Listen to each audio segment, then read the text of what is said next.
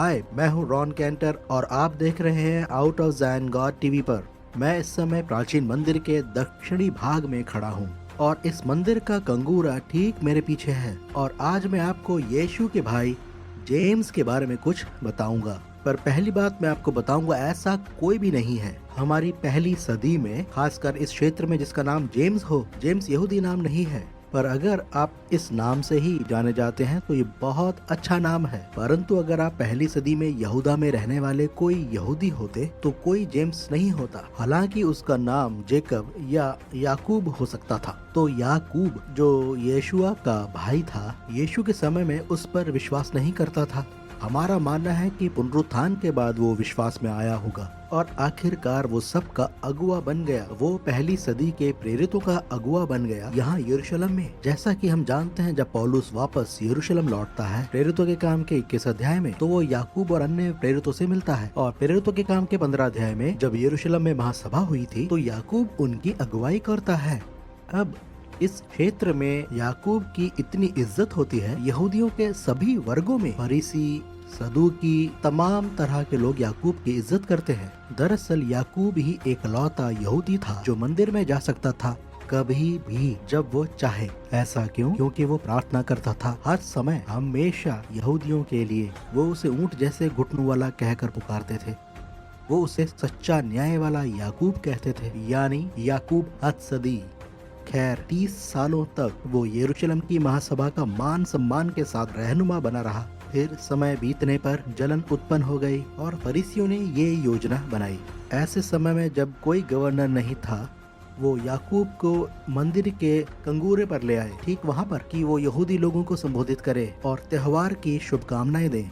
इस तरह उन्होंने एक जाल बिछाया था। जब वो कंगूरे पे खड़ा उनसे मुखातिब था तो वो पूछने लगे, आपके यीशुआ के बारे में क्या विचार है? वो बोला, तुम यीशुआ जो मनुष्य का पुत्र है के बारे में क्यों पूछते हो? वो स्वर्ग में सर्वशक्तिमान की दाहिनी ओर बैठा है। तुम उसे आकाश के बादलों के साथ आते देखोगे।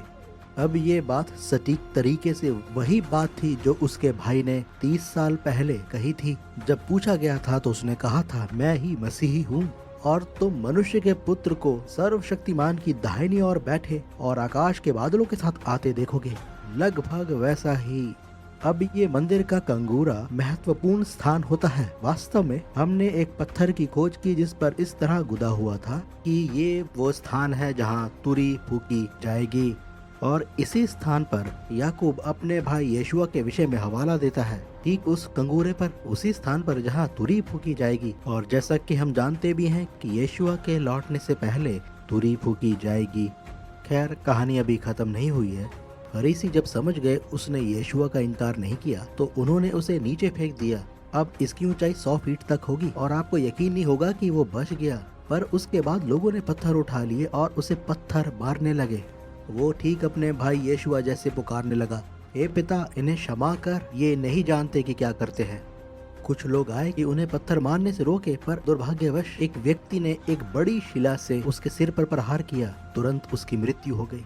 तो भाइयों, ये कहानी थी यीशुआ के भाई के जीवन और मृत्यु की, जो जेम्स नहीं था, जेकब था, मसीहा का एक यहूदी प्रेरित।